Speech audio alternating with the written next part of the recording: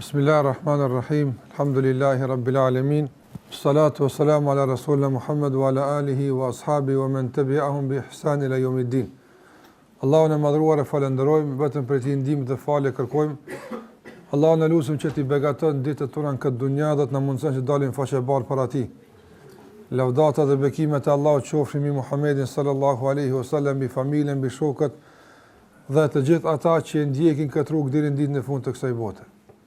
Jemi edhe sot në takimet e radhës me emrat e bukur të Allahut Azza wa Jall, duke munduar që të afrohemi sa më tepër afër Tij, ta njohim më mirë, që në kuadër të kësaj njohjeje ta përmirësojmë jetën tonë, të jetojmë si duhet dhe padyshim t'ia garantojmë vetes tonë një jetë më të mirë në të ardhmen. Kemi marrë deri më tani emra të ndryshëm të shumë të Allahut Azza wa Jall, ku shumë prej tyre kanë qenë të përmendur drejt për drejt në Kur'an, e disa prej tyre, në qoftë se nuk janë përmendur në Kur'an si emra, janë përmendur si cilësi, ndërsa emërtimi është bërë në sunetin e pejgamberit sallallahu alaihi wasallam. Dhe këto emra kanë qenë nga më të lloj-llojshmet dhe kemi thënë se zakonisht mund të klasifikohen në emra që flasin për mëshirën e Allahut xhallahu ala, që flasin për falën e Tij, që flasin për fuqinë e Tij, që flasin për mirësitë dhe begatitë e Tij e kështu me radhë. Emri që sot me lejen e Allahut xhallahu ala të flasim është një emër i Allahut azza wa jalla, i cili nuk është përmendur në Kur'an me emër, edhe pse si cilësi është përmendur disa herë. Por ky emër është përmendur dhe ka emërtuar me të krijesa më e ditur për të dhe më e njohur për të, Muhamedi sallallahu alaihi wasallam. Dhe kjo mjafton argument që ne t'ja pohojmë Allah xhallahu ala këtë emër. Fjala është për emrin Ash-Shafi. Emri Allah xhallahu ala Ash-Shafi, i cili ka ardhur i përmendur në disa hadithe të pejgamberit sallallahu alaihi wasallam. Fillimisht, në qoftë se dëshirojmë ta zbërthejmë rrënjën e këtij emri dhe të flasim për kuptimin e tij, atëherë ky emër ka të bëjë me shërimin. Ky emër ka të bëjë me largimin e smundjeve dhe dhimbjeve dhe të lasheve nga ana e robit, me kuptimin që i takon Allahut Azza wa Jall. Prandaj Ash-Shifa në gjuhën arabe mund të ketë dy kuptime. Kuptimi i parë i Ash-Shifa është të larguarit e smundjes dhe të shëruarit. Do të thotë ka të bëjë kuptimi i parë me procesin, një proces që kalon njeriu nëpër të, duke kaluar nga smundja në shërim. Dhe kuptimi i dytë i fjalës Ash-Shifa është vetë mjeti që përdoret për shërim. Prandaj pejgamberi sallallahu alajhi wasallam mjaltën e ka quajtur Shifa, se është shërim. Pastaj hijamën e ka quajtur Shifa, e ka quajtur shërim. Për këtë arsye, edhe vetë mjeti që përdoret apo mënyra që përdoret për shërim, edhe kjo është Shifa. Andaj nga këto kuptime edhe ka ardhur emri Allah xhallahu ala Ash-Shafi. Ndërsa sa i përket vërtetimit të këtij emri dhe pohimit se i takon Allah xhallahu ala, thash ka hadithe të shumta, prej tyre është hadithi i njohur, hadithi i Buhariut rahimahullah, i cili flet se pejgamberi sallallahu alaihi wasallam e ka pas tradit atëherë kur e ka vizituar në dokënd prej të smurve, i ka thënë një dua, dhe në kuadër të kësaj duaje ka thënë pejgamberi sallallahu alaihi wasallam: "Adhhibil ba's rabban nas ishfi anta shafi la shifaa illa shifauka shifaan la yughadiru saqama." Adhhibil ba's, largoje sikletin apo smundjen, rabban nas, zoti njerëzve, ishfi shara anta shafi, ti je shafi. Dhe këtu është përmend emri Allah xhallahu ala Ash-Shafi, dhe kjo është argument se Allah xhallahu ala ka emrin Ash-Shafi. Dhe gjithashtu është përmend tash edhe në Kur'an si cilësi, sikur se ka thonë Ibrahim alayhisalam: "Wa idha maridtu fa huwa yashfin." Edhe kur unë të sëmurem, ai më shëron. Andaj si cilësi e shërimit është përmend edhe në Kur'an, por si emër është përmend në sunetin e pejgamberit sallallahu alaihi wasallam. Dhe thash kjo është mjaftueshme për neve për t'ia pohuar Allahu xhallahu ala këtë emër. Në qoftë se dëshirojmë tash të ndihmojmë me këto kuptime dhe tash të flasim për kuptimin e këtij emri në raport me Allahun xhallahu ala, atëherë padyshim se nuk do të shkon larg prej asaj që përmendëm. Nga se emri Allahut Ash-Shafi ka të bëj me kërkimin e shërimin nga Allahu Azza wa Jall. Ka të bëj gjithashtu edhe me njohjen e mënyrave, metodave, formave, mjeteve që duhet përdor për shërim e që ato në i ka mësua Allahu Xhallahu Ala. Njohja e ligjeve që Zoti Xhallahu Ala i ka shpërnda në natyrë, që në bazë të këtyre ligjeve funksionon jeta dhe shëndeti i njeriu. Prandaj gjitha këto bëhen përmes emrit të Allahut Ash-Shafi. Edhe vetë i dërguari sallallahu alaihi wasallam kur ka dashur të kërkon shërimin për vetën e tij apo për ndonjë tjetër, këtë e ka bërë përmes emrit të Allahut Ash-Shafi.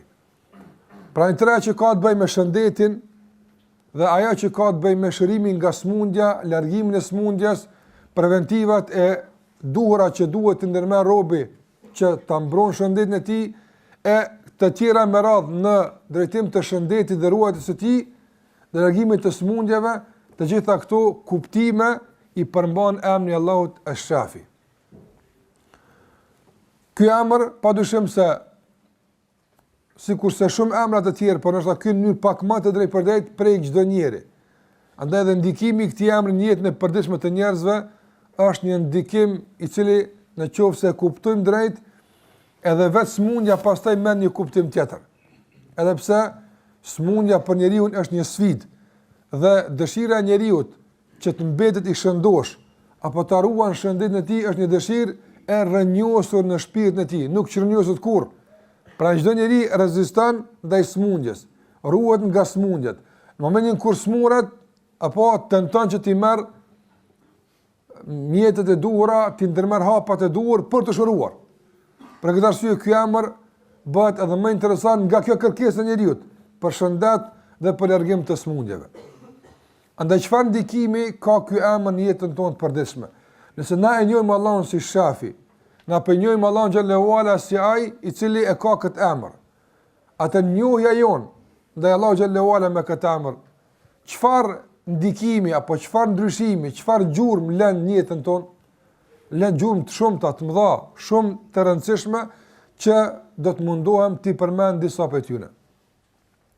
E para është ajo që duhet ta dinë çdo njeri, por ta njeh me bindje se i vetmi i cili e ka në dorë shëndetin e çdo kujt dhe i vetmi i cili vendos për shëndetin e çdo kujt dhe i vetmi i cili e ka smundjen e çdo kujt në dorë dhe shërimin e saj është Allahu xhalla xhelaluhu.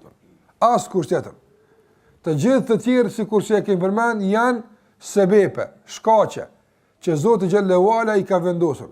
Dhe po deshi Allahu xhallahu ala do të funksionojnë, e po nuk deshi Allahu xhallahu ala nuk do të efikas as funksional. Prandaj i vetmi që shëron është Allahu xhallahu ala. Për këtë arsye dhe pejgamberi sallallahu alaihi wasallam në hadithin që e përmendëm ka thonë la shifaa illa shifauk. Nuk ka shërim përveç shërimit që vjen nga ana jote. Nuk mund të shëron askush pas në qoftë se Allahu xhallahu ala ka gjykuar për këtë shërim. Edhe pejgambert Allahut azza xal, jo vetëm Muhamedi sallallahu alaihi wasallam, por të gjithë në këtë drejtim, sikurse në shumë rrafshe të tjera, ja kanë pohuar këtë dhe këtë mundësi vetëm Allahut azza xal. Prandaj edhe e dini nga pejgambert Allahu xhallahu ala që mjekësinë ka pas si mucize, si mrekulli ka qenë Isa alayhi salam, i cili do të thotë nga mrekullia që Allahu i dha për shërim, i ngjalltë të vdekurit. Lëre më që i shëronte nga smundjet e pashërueshme në atë kohë. Dhe të vështira i shëronte Isa alayhi salam me lejen e Allahu xhallahu ala, por krahas kësaj edhe ata që kishin psuar nga smundja, kishin vdekur, ai ngjallte me lejen e Allahu xhallahu xhelaluhu. Dhe kur e bënte kët, do të thotë e përmendte se unë e bëj këtë, illa bi idhnillah. Nuk mund ta bëj përse me lejen e Allahu xhallahu ala. Andaj pse përmes meje ndodhin këto punë të mëdha, edhe pse përmes meje ndodhin këto ngjarje të jashtëzakonshme, megjithatë unë nuk kam dorën të. Këtë e bën Allahu xhallahu xhelaluhu. Dhe kjo ka një kuptim më rëndësi, jo vetëm teorik, por edhe praktik i duhet besimtar në vazhdimsi të kupton se ilaçi është vetëm në dorën e Allahu xhallahu ala. Dhe kur këtë kupton robi, atëherë ndryshon edhe qasja e kërkimit të ilaçit, të shërimit, kërkon dallon pastaj edhe rruga që e ndjek për të arritur deri tek ilaçi. Dallon pastaj edhe analiza që ja bën vetë smundjes. Shumë gjëra dallojnë, atëherë kur besimtari jeton në një kësaj bindje se nuk ka shërues për të dhe nuk ka kusht që vendos për shërimin e tij pas Allahut azza wa jall. Edhe dini në hadithin e njohur të Buhariut ku i dërguari sallallahu alaihi wasallam flet për atë djaloshin i cili ishte i njohur si nxënësi i atij magjistari dhe i cili rrugës për tek magjistari u takua me një njerëz të devotshëm. Dhe dashti Allahu xhallahu ala që ai të udhëzohet dhe të shmangën mësimeve të magjistarit dhe të përvetëson mësimet e njeriu të devotshëm. Dhe si pasojë e këtij përvetësime të këtyre mësimeve, Allahu xhallahu ala e bëri me të vërtetë të ketë mundësi të mëdha. Dhe u përhap lajmi për devotshmërinë e këtij djali, u përhap lajmi për mësimet e këtij djali e kështu me radhë, saqë ndëgjoi edhe një nga ministrat apo në këtë kohë ndoshta kryeministri asaj kohe. Kishte mbret, edhe kishte njëri më të afërt të mbretit, i cili ishte i verbër. Kishte pasuri të madhe, por ishte i verbër. Nuk mund të kënaqej me këtë pasuri. Ndëgjoi për këtë djalë dhe shkoi tek djali dhe tha, në qoftë se më shëron, atëre të jap nga pasuria ime sa të duash. Djeloshi në fillim i tha, unë nuk shëraj, Allahu është ai që shëron. Dhe posa i a bëri këtë sikur që ceka, i tha, Allahu është ai që shëron, i tregoj se porta jote për të fut në derën e shërimit është besosh në Allahun xhallahu ala. Qase nuk ka mundësi të përfitosh nga emri i tij Shafi, nëse s'ke besuar në të. Nuk ka mundësi të përfitosh nga emri i tij Shafi, shëruas, në qoftë se ti je i rebeluar ndaj tij, është e pamundshme. Andaj shiko si ndron me njëherë pozicioni dhe kuptimi. Dhe si nevojë për shërim u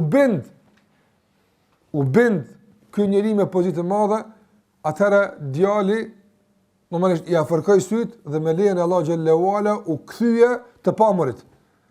Dhe posa u kthye tek mreti i cili pretendonte dhe me dhun i impononte njerëzve se ai është Zoti, posa u kthye tek ai, u çudit, u habet, tha prej katë erdhën syt.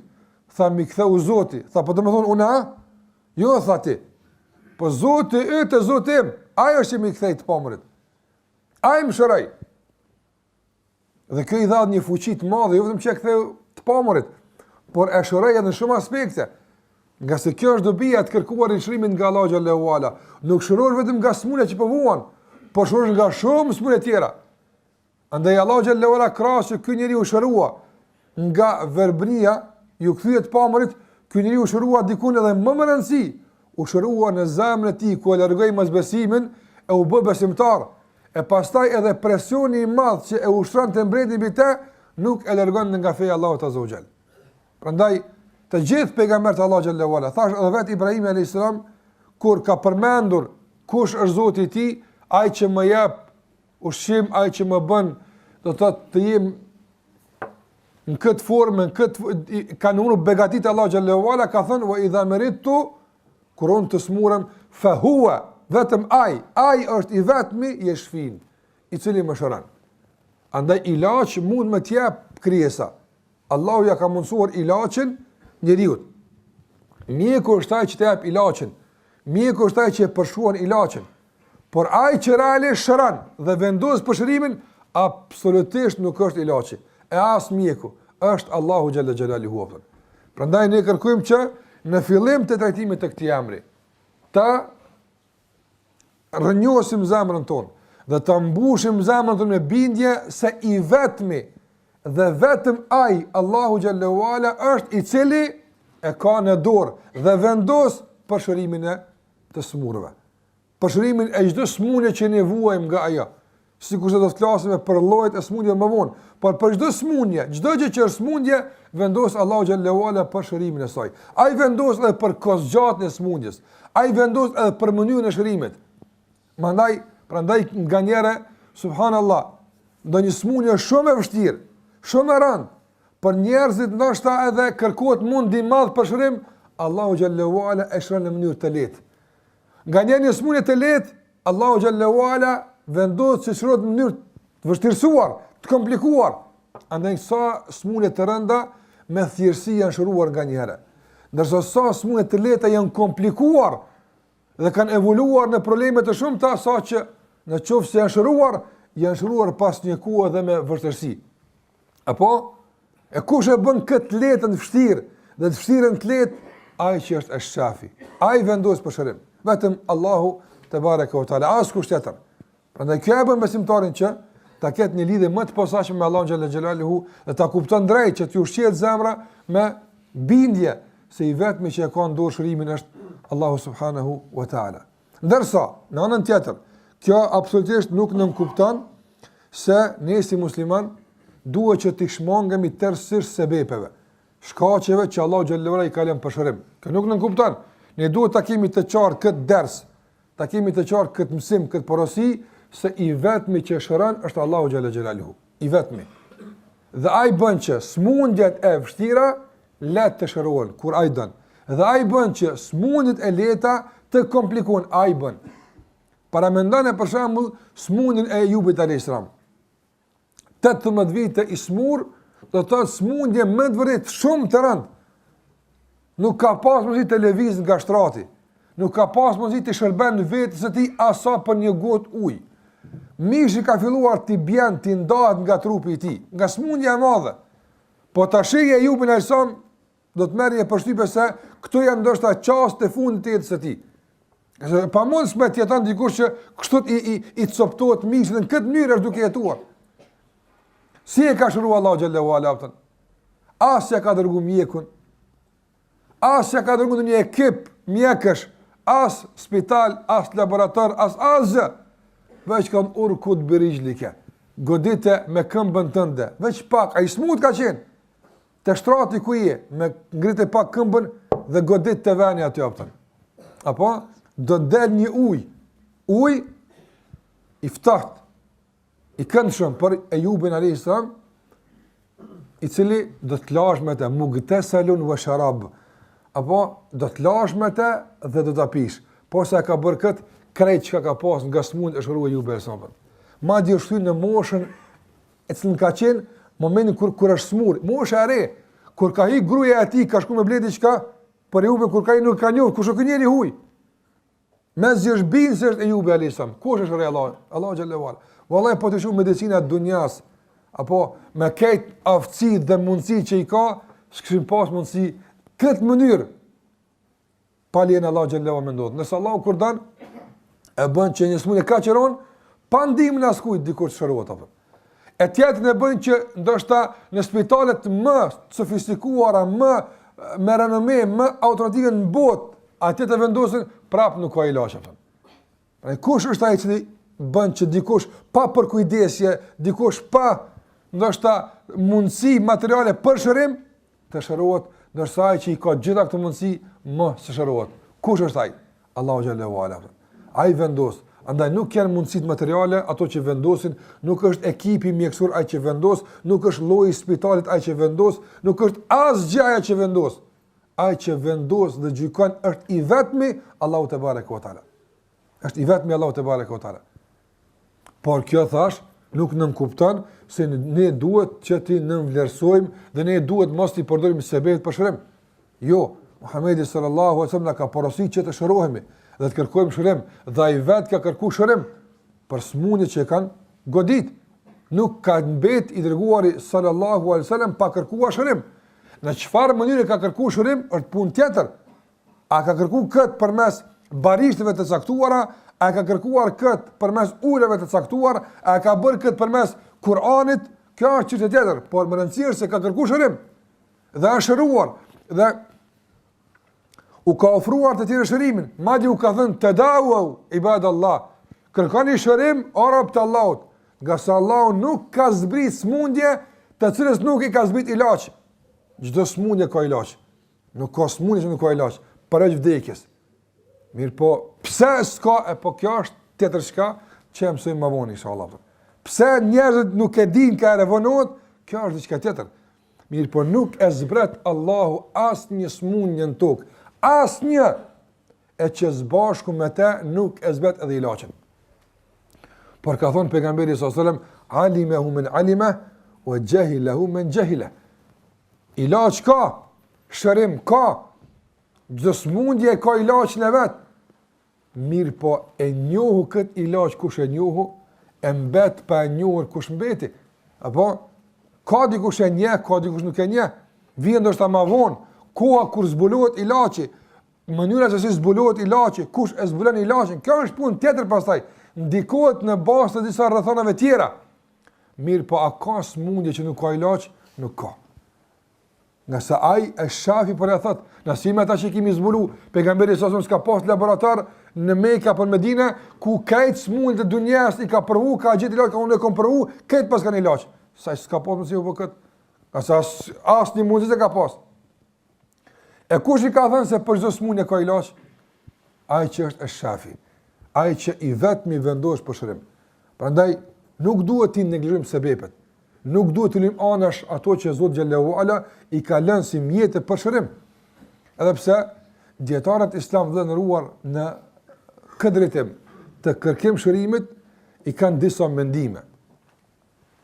Sa i përket dispozitës shariatike për kërkimin e ilaçit. Se kjo çështë më rëndësi të kjo pikë që po flasim. Për shembull, një musliman që smuret,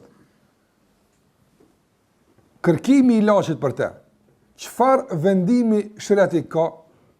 Kur flas për vendim shariatik apo për dispozitë shariatike kam përshlim njërin nga 5 nivelet. Çfarë janë këto 5 nivele? Vajib, sunat, mustahab, mekruh apo haram. Këto 5 nivele. Këto janë dispozitat e shariatit. Çdo veprim, çdo vendim duhet me kon i emërtuar me nivel, duhet me kon dikun, ja vajib, obligativ, ja sunat, është rrugë e pejgamberit sallallahu alajhi wasallam, është vullnetare, po nuk është vajib, megjithatë është rekomanduar. Sa e ka bë pejgamberi sallallahu alajhi wasallam, ose është mustahab, pëlqyer është, ose është mekruh, e urrëtur, ose është haram, e ndaluar. Në ku bën pjesë të shërimi? Shërimi bën pjesë të gjitha. Në 5 apo. Në 8 bën pjesë shërimi apo. Edhe është vajib, edhe është sunat, edhe është mustahab, edhe është mekruh, edhe është haram. 8 bën pjesë shërimi apo. E qysh të ku me ditë na? Fillimisht sa i përket rasteve kur është kërkimi i shërimit obligativ. A ka ndonjëherë që e ki obligim me kërku shërim? Këtu nuk vije në shprehje sabri, në të kuptim mos me kërku ilaç. Këtu nuk vije shprehje, do më thonë një lloj modestie dhe mbështetjen e Allahut xhallahu ala mos me kërku shërim. A ka rast ndonjëherë kur mos kërkimi i ilaçit bie ndesh me mbështetjen në Allahun xhallahu ala? A ka raste kur kërkimi i ilaçit është mbështetje në Allahun xhallahu ala, që është obligativ? Disa dietar kanë hulumtuar për këtë dhe kanë ardhur në përfundim se mund të themi se në 4 situata, në 4 raste, mund të jetë obligativ kërkimi i ilaçit. Mund të jetë obligativ. Domthonë me kon vajib. Nëse nuk e kërkon, je gjunaqar. Çdo pasojë që shkaktohet si pasojë e mos kërkimit të ilaçit, ti je i ngarkuar me të. Kur ndodh kjo? Ka thonë dietarët e para është që smundja të jetë nga ato smundje që e çon njeriu në vdekje. Në nuk e dim vdekjen apo, po flas si pasojë e sebepeve. Nëse nuk e merr këtë ilaç, nëse nuk i rrin vetë gati, kjo smundje sjell pasojë fatale. Atë njeriu e ka për obligim me rujt nefsin e tij. Dhe këtu ulemat e arsyetu duke thënë se në qoftë se është obligative ngrënia e coftirës për ta ruajtur veten nga vdekja, çka të mërmenja opton marrja asaj që është e lejuar për ta ruajtur veten. Kjo është më obligative. Dhe nuk duhet njeriu për shembull situata kur është Allah na ruaj në dikon në mala shketina kur çka ka, edhe e ka një dele po e ngordhën, realisht s'bën me hungur ata. Po është duke vdek. Nuk thot kjo coftin, unë des për Allah edhe se hapën. Jo, Allah ka këtu s'kinoj me dek për mu. Këtu s'kinoj me dek une, këtu s'është nevoja me dek. Jo, këtu e ki obligim që me ngrën nga coftina, aq sa i garanton vetës ende mbijetesë, derisa të kalosh në situata tjera ku mund të ushqesh me gjërat e lejuara. Prandaj këtu kanë thënë dietarët se lejohet e ndaluara për ta shpëtuar jetën. E çfarë të mërmenja e lejuara? Atër kjo është edhe ma obligative. Rrethana e dytë, kur ulemat kanë thënë se bëhet obligativ kërkimi i shërimit është atëra kur smundja pa mundson kryerjen e disa obligimeve që i kanë Allah xhallahu ala. Ti ki bërë që obligime, ki vajib, apo mirë po në qoftë se i merr ilaçet me lejen e Allah shërosh edhe e kryen obligimin. Po në qoftë se nuk i merr ilaçet, se kjo sebeb është, apo pa mundsohet kryen obligimet. Thonë këtë rast është obligim me kërku shërimin atë. Nuk është obligim me u shëru, se na nuk e di më shërohemi, na tham shërues është Allah xhallahu ala. Tash po flas për sebepet, e ki për obligim me i marr ilaçe duhura për më mundsu apo për më bë përpjekje që t'ja mundsosh vetes në kryen obligimet. Për shembull, agjerimi e dini se bie në çështë njeriu është i smut. Por ka mundësi me marr medikament caktuar, për shembull, apo me marr një injekcion caktuar, marr diçka, forcohet, edhe nëse për shembull një ditë e ka prish agjerimin, vazhdon ditët e tjera, por nëse nuk merr kurrë, smundja mund të zgjat 4-5 ditë, kështu që ai 3 ditë, 4 ditë nuk agjeron. Për shkak të smundjes, është vërtet smundja ja lehtëson. Por kush ka kush është shkaktar që ajo më vazhdu më gjatë, se ndoshta që kish pas mundësi me vazhdu nëse i marrim sebepet, është njeriu. Andaj po këtu kanë thonë dietarët, mund që të përfshihet mëkat, nga është obligim. Ose për shembull, njeriu është kryefamiljari dhe ai është që kujdes i vetëm për familjen, që ai nuk del në punë, që ai nuk kërkon risk, që ai nuk blen për familjen, s'ka kush e bën këtë punë. Dhe ai ka obligim, mbi këqyn e fëmijës ka obligim. Dhe nëse ai rrin për shani avi smut, tu bo sabër, tu mbështet Allahu xhela xhelalu, kush hiq? Hiq familja e tij. Hiq familja e tij. Se s'ka kush i mbi këqyn, s'ka kush kujdes për ta, s'ka kush sjell risk. Atëra kjo është obligative për të. Prandaj ka thonë dietarët se duhet ai, ndoshta edhe kur i merr ilaçet, nuk shërohet, nuk e dim këtë punë. Por po themi me i marr sebepet. Në këtë rast e ka obligim atë.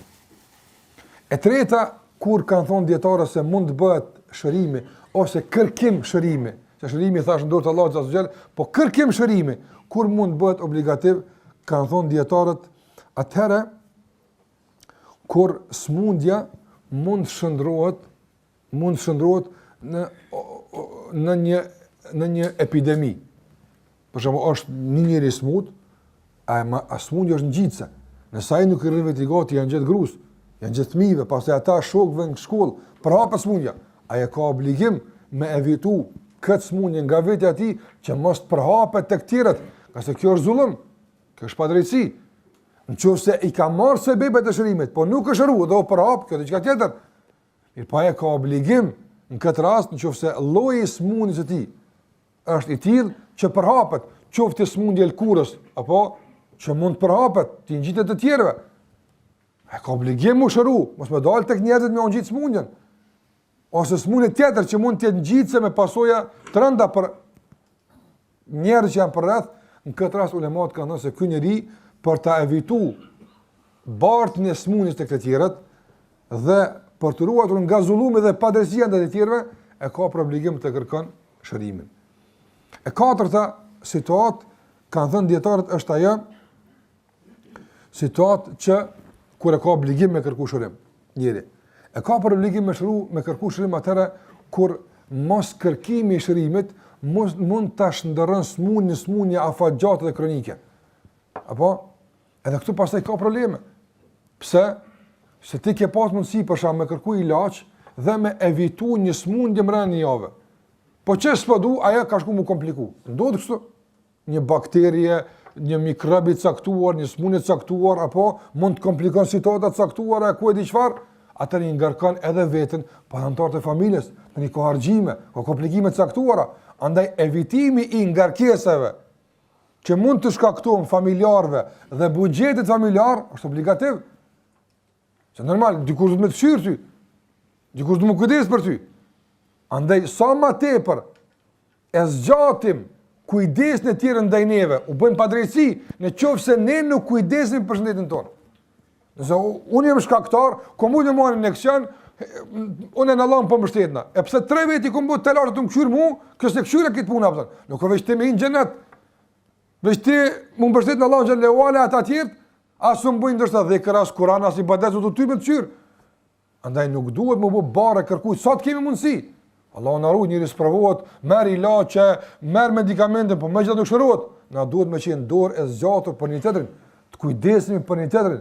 Kujdesi për smurën është sevap i madh tek Allahu xhallahu ala. Nuk po duam më u kët, por i smuri duhet që të ndërmerr të gjitha masat e duhura që sa më pak ngarkesë të bën të tjerëve. Sa më pak ti obligon të tjerët që ata të jenë të angazhuar pas ti. Dikush thot, heq më smuk qyrin. Ha shkon jo, po nuk mund të njëri smut rat, edhe ata me kon ka gjak ftoft. Ti merri sebepet, edhe mos e shti kërkon provim, apo vjen as po vjen. Mos i provoj të tjerë. Por merri sebepet e duhura që me to me lenë Allah xhallahu. Kur i merr sebepet e duhura, e keni disiplinuar në kërkimin e shërimit, e ke përdor ilaçe sikur se duhet, i e përmbajt uzimin mjekësor sikur se duhet dhe prap është vënuar shërimi ose është thyr shërimi, atëre qadar Allah, s'kem çka më bë, edhe për juve sprov, edhe për mua sprov, Allah na ndihmov derisa të kalohet kjo sprov.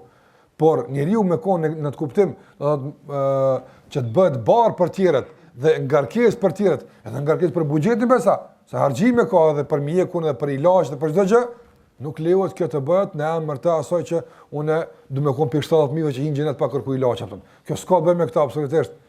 Kjo s'ka të bëjë. Ata 70.000 që nuk kërkuajnë ilaç, ata janë tjerë, ata nuk janë barë kërkuajt, ata nuk e lodhin kërkon hiç, apo kjo 70.000 si mos kërkimi të shërimit nuk ka të bëjë me këto 4 kategori që unë përmenda këtu apo. Nuk ka të bëjë me këto. Nëse kjo është gjendje tjetër, ajo që ata i ka bërë mos ta kërkojnë ilaçin është absolutisht gjendje tjetër. Përveç këtyre 4 rasteve vëllëruar, Imam Ghazaliu rahimullah ka bërë një shërim të mirë, që unë kisha pas shef edhe këtë me nda me juve, kur tolerohet mos kërkimi i shërimit. Ne e pam kur është obligativ kërkimi i shërimit. Apo në 4 situata njeriu nuk duhet ta neglizhoj kërkimin e shërimit, nuk duhet ta neglizhoj kërkimin e konsultimit me mjekun në lidhje me smundjen që ka. Qëse kjo mund të sjell pasojë edhe në mëkat. Për shkak se sillen pasojë të tjera të rënda thash edhe në familje, edhe në shëndetën e tij, edhe në kryen obligime kështu më radh. Mirë po, ndonjëherë për shembull njeriu a bën me lënë rahat mos më thon fort shko te mjeku pije këto, ndonjëherë për shembull, çu dush bën. Edhe me kërku bën, edhe mos me kërku për ty nuk ta shohim fort për të madhe. A ka një situatë kështu ndonjëherë apo? Ka. I ka përmendur Imam Ghazaliu 5 apo 6 situata, do t'i lexojmë së bashku kur kërkimi i shërimit apo është në dorën e smurit. Nuk bën me ngarku shumë. Situata e parë ka Imam Ghazaliu rahimullah kur njeriu është i bindur se kjo është smundja e vdekjes së tij. Apo është në fund edhe ilaçin si e more, si se more, kjo është do të thotë Allahu alem, nuk e dim. Mirë po, sipas të gjitha atyre prognozave dhe analizave bëhet e ditur se kjo është smundje e vdekjes. Apo ilaçi mund të ndikon, për shembull, në zbutje dhimbjeve pak, apo mund të ndikon në ndikim minimal, shumë të vogël, por jo në shërim. Jo në shërim. Nga se shërimi nuk është në tavolinë. Ky njeri ka shkuar tashmë në fund të procesit dhe nuk bëhet fjalë për shërim më. E shafi e shëran, unë po flas në rrethana të kapacitetit dhe mundësive njerëzore. Njerëzit si e përcaktojnë këtë. Se normal. Këtu kanë thonë Imam Ghazaliu rahimullah që këtu njeriu tek mund nuk bën me ngarku apo. Nuk bën me ngarku me shërim. Edhe këtu du me bo një vrejtje dhe rruar. Normalisht, pa keq kuptime, unë po flas përgjithsisht, që të kemi kujdes. Ka njerë janë disa smundje, që Allahu alem, Allahu është e shafja, është shërusu, unë po thamë, e ka shëru ju bëna me një komë që i ka që i ka ullë, po nuk mund nuk shumë me vepru. Neve Allahu na ka obligu të veprim bas sebepeve. Ka smundje që dihet, ajo smundje vdekje prusë është, ajo s'ka shërim. Nuk ka shërim, është smundje që është pun kohë, po ai do të vdes. Apo Dhe tash ti për të provuar shërimin e tij, shargjon 200.000, 300.000 euro kështu me radhë, kjo nuk ka rregull apo. E kuptojnë dëshirën e prindit, e kuptojnë dëshirën e të afërmit të tij, apo që të provojmë. Mirë po, ato para ndoshta që mbledhen e që kërkojnë më mbledh për shërimin e të tillëve, ndoshta shumë më mirë dëshin të shkojnë në destinacion të sigurt, ku një me dikush përfiton tamam që duhet apo. Nëse kjo është komplet provë, apo njëri provon me 2-3 euro, ama nuk provon njëri me 200-300 euro valla. Veçanërisht në situatën e vështirë ekonomike që ne po kalojmë. Prandaj sa njerëz janë futur në borxhe, në kamata, në kredi të ndryshme, duke e ditë se po thash, Allahu me thon, s'ka me 200.000 smune me ra, thot kun shnoshat. Na këto e dim, por na si krijesa nuk duhet kështu me vepru, sa nuk e dim çka ka gjykuar Allahu xhallahu ala. Na gjykojmë bazë sebepeve. Që mjekësia thot, kjo është smundje, s'ka shërim ky njeri. Për shembull, njeri ka kancer dhe ka metastazu. Këtja ka hungur. A është faza e mbrëmta, ai është punë dite kur vdesaj, apo ose punë javë. Hajde tash të provojmë në terapi, edhe kjo ose operacion ose ku di çfarë, dhe qindra mijë euro shpenzohen, apo dhe ende ato parë janë njob, njëri halon tavolin ka vdek kapten. Ato para që janë harxhu, janë mbledh kush kanë ato, ne kuptoj që çështja është humanitare, por nuk duhet humanizmi të udhëheqet me emocion. Humanizmi duhet të udhëheqet me racion, apo duhet të udhëheqet me mendje, me logjik, me arsye. Jo të na bën emocioni, edhe hajde tash çu shit në keq çka kije, bën e keq çka kije, ti nimojm. Jo, ka dal, na duhet me ditë. Se pastaj normalisht ai vdes, ajo është të vdek realisht. Po çka bën gjallë masina mandej? Me ato keq çka kanë shitë, çka kanë bërë, ata çka bojnë, ata kur dojnë ata? Ata duhet me qenë më racional. Me ditë, a ja vlen a nuk ja vlen. Nuk ka punë dhimbje, valla po më dhimbën parat. Nuk ka kjo puna po dhimbën as po dhimbet. Kjo është çështje e dobis. Prandaj, kur njeriu kalon në këto faza dhe është në asismundje të vdekjes, që tashmë ti veç mundesh me marrë të sebepe me ia lecu pak, mos e pas dhimbësh atë ndoja, pak me mbikëqyr, por s'bëhet fjalë për shërim mo. Se ka asismundje, apo atëra në këtë drejtim nuk duhet shumë me dhon kohje insistim për shërim ose harxhime për shërim, nga se nuk bën pjesë në ato që është obligative ato. E dyta, kur ka thënë Imam Ghazali rahimullah,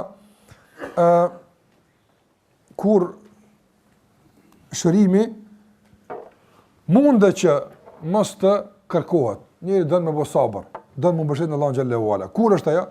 Ka thonë Imam Ghazali rahimullah, atëherë kur jo smundja është e pashërueshme. Apo jo smundja është e pashërueshme, po ilaçi që i është dhënë ose që përdoret, apo shërbim mjekësor që është ofruar, ai ka, domthonë, bindje apo ndoshta afër bindjes se kjo s'është shërim apo. Nuk shnosh njëri kështu. Dhe thotë Imam Ghazali rahimullah, shumica e njerëzve që kanë qenë adhurues të njohur të Allahut azza xal, të devotshëm, që nuk janë shëruar bën pjesë këtu. Do ne gjejmë në të kaluarën njerëz devotshëm, s'u shku të mjeku kur. Kjo s'do të thotë se ai ka refuzuar sebepin. Kjo s'do të thotë se ai ka refuzuar shërimin, po ka të bëj pikërisht me këtë pikë. Ka unë këto që i përdorni jo, s'u kryen punë mu. E di unë ilaçin tëm atë. Edhe ai ka përdorur ilaç tjetër. Apo vetën. Ka përdorur ibadetin, ka përdorur Kur'anin, edhe kjo është ilaç. Andaj nuk do të thotë se nuk u shëru, por nuk e ka pranuar shërimin apo ilaçin që tjetër ka ofruar. An ty Allah bën këta, unë e di që ky s'u bën hajër mua. E di. Unë e di që am bën hajër mua. Andaj ai ka kërkuar ilaçin, por varësisht çka ka njoh vetën e tij apo. Për shumica e adhuruesve të Allah xhallahu ala devotshëm të kaluarën që kanë të gjenë se kanë refuzuar shërimin, për shembull Imam Ahmed rahimullah ka thonë, kam dëshirë që njeriu kur të smuret 3 ditë e para të smundjes mos shkon te mjeku. Ka 3 ditë e para më kon fatale. Apo mos shkon mos 2 ora shkon njëri. E kam pyet e pse ki dëshirë, thotë që të vërtetohet kthimi tek Allah xhallahu ala. Se si të kapë smundja, me shku merë të mjeku, në përshilët njeti. Kështu që pillove të afat në 3 ditë, apo mirë të ushqena me këthim të Allahu xhallahu ala, e pastaj kur shkoj të mjeku, një me o sebeb tani mo. Nuk është mo qëllim në veti. Ama kjo është kur t'jep afat smundja, apo duran njëri është një 3 ditë, apo me ibadet e me dhikr. Kush? Imam Ahmedi. Po neve që e lexon bua kjo hat me Kur'anin edhe sta ik flamën, apo ti duhesh me shku më shpejt te mjeku. Ata me fatja Ibn Qayyim rahimullah thot, jam godit me smundje në Qabe, apo që zakonisht njeriu vdes pe saj. Smundja ron shumë, shumë smu. Thot kam pas dhimbje që i din veç Allahu çka kum hiq. Ibn Qayyim rahimullah thot. Edhe thot jam shëru me lejen Allah xhallahu ala bil Fatiha wa Zamzam. Fatiha ne kënaqja vetes time, thot edhe në këtë periudhë më janë shfaq sekretet e surës Fatiha që kur si kom ditë as nuk kanë rënë mend. Ama kjo është Ibn Qayyim rahimullah. Ani me provu në herë Ibn Qayyim me një flamë sprish punë, po në smu andaj dua të them që ata kanë vonu kërkimin e shërimit, kanë përdor ilaçet e tjera, kanë përdor Fatihan, e kanë përdor Falak dhe Nas, kanë përdor Kur'anin, kjo po rregull është. Mirë, po kjo nuk është për të gjithë. Kjo është varësisht për njërin. Apo tash njëri që se ka bindjen si duhet, nuk është adhuruar si duhet, më mësohet e mjeku. Këna e Fatiha vllai me dashnor. Ai kënon, ai edhe çata pak bindje që ka pasur çata i shkan. Na nuk duhet njëri më provoku bindjen, me ditë kur më thon me shku, kur më mos më shku. Për këtë arsye varësisht nga njëri. Andaj shumica e selefit që nuk kanë shku te mjeku ose e kanë shtyr, e kanë prolonguar kërkimin e shërimit, ka qenë pikërisht për këtë arsye. Nga se kanë pas alternativa të kërkim shërimit, kanë kjo mu që po më jap ti kjo sun krim punë. Këto maja ti të tërgu t'jepja, unë i kam dhe më të mira. Ama aje ka njuvi, aje din këtë punë. Pra në këtë rast, nuk prish puna punë. Rasti i tretë, kur do të thotë mund që njeriu mos të kërkon ilaç, por të mbetet në gjendje çfarë është, të pret shërim nga Allahu Azza wa Jall, është atëra kur njeriu don me fitu shpërblimin e sabrit edhe mbështetjen në Allahun Azza wa Jall, por kjo që nuk bie në kundërshtim me ato katër të para të japën. Është një smundje që është e durueshme, apo është një smundje që nuk bie ndesh me obligimet ose me ato që s'e ka më herët, mund me durua vën. Thotë më ka shansa që tash ti bile apo një smundje më ka në smundje vetë pak më të lehta që janë, që mund të durohen, nuk sjellin pasoja, apo aja nështë ta me shku të mjeku, shëruat me lenë Allahut për 2 ditë. Por në qoftë nuk shku të mjeku, zgat një 10 ditë. Apo, në këto 10 ditë, kejti kënë obligime, mirë po është një plokësi, është një lodhje, ka dhimbje, që ti i përballan të dhimbje. Dhe ki dëshirë me i përballu, veç me fitu sevapën e sabrit, apo, për njështë kur gjë mungu nuk lenë, nuk prish punë kjo. Këtë rast nuk prish punë, apo. Ma shiko si ka regullu me kushte djetarët këtë çështje apo. Gjithashtu e katërt e kanë djetarët është që njeriu na gjithë jemi kështu, po s'po ka njerëz që ndoshta e kanë njëri për shembull i cili ka pasur të kaluar të mbushur me gjunoha apo.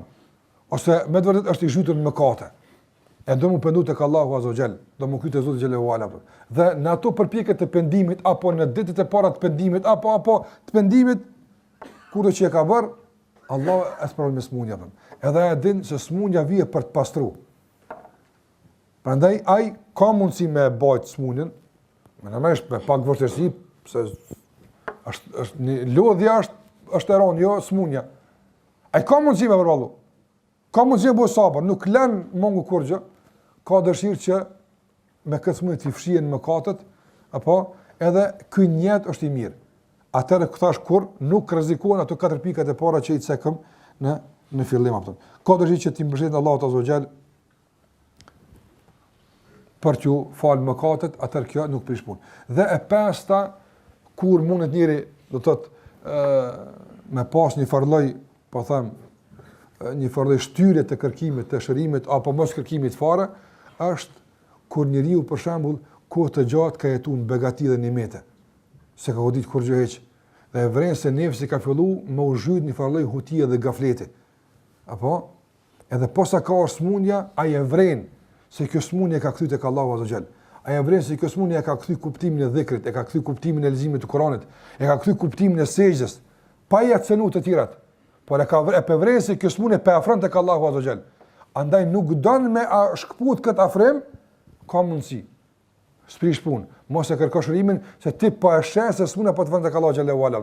Po tash kjo gjithmonë duke i konsultuar 4 pikat e para. Po e vren njëri për shkakun se është më i porul namaz. Kur është i smut, nga sa e dopsia dhe e thyrja që e shkakton smundja, po e bën me përjetu adhurimin më mirë, po e bën me e ndi adhurimin më mirë, po e bën me e ndi fen më mirë, atëherë ky njeri thotë unë e di që duhet më shkruaj mjeku.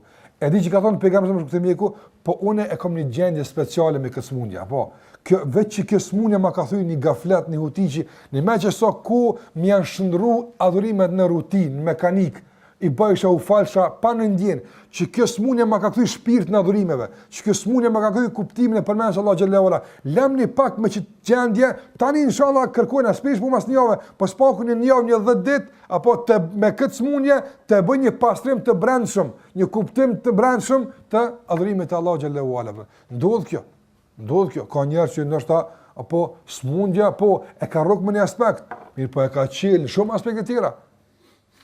Prandaj njeriu që me smundjet i vren se po i afrohet Allahu xhallahu ala, është më afër dhikrit, tash më ndryshe po të astaghfirullah, apo ma një kuptim, ma i rënë është tash kërkim falja, atëherë edhe në këtë rast ka thonë Imam Ghazali rahimullah, nuk prish punë që në këtë rast njeriu do të thotë mos kërkon shërim, mos e ngarkon njërin Allah se ai e din. Po thash kjo gjithmonë gjitha këto 5 situata janë të kurzuara me ato 4 të parat. Pra nuk duhet në emër të faljes së mëkateve apo me rreziku jetën. Nuk duhet në emër të kërkimit të shpërimit për sabër me hub obligimet e tjera ose me shkaktu problemet e tjera tek të tjerët, nuk bën kështu apo. Ato 4 mbesin baza, nëse nuk bëhet fjalë për ndonjë kategori nga ato 4 kategori që i ceka më herët, atëra nuk prish punë ju që për ndonjë shkak për këtyre 5 shkaqeve që i përmenda ta shtyn shërimin dhe mos ta kërkon shërimin apo mos ti përdor mjetet që Zoti xhallahu ala i ka vendosur dhe i ka shpërndarë natyrë që njerëzit përmes tyre ta njohin ilaçin e tyre. Edhe pse ky njeri që nuk i merr mjetet, ai gjithmonë mbetet në kërkim çrimin nga ai shafi që është. Apo kjo Allah kur mos më shnash. Jo, ai bën dua, ai kërkon me Allah xhallahu ala, po mjetet sebepet apo ansora këto ka mundësi mos më përdor.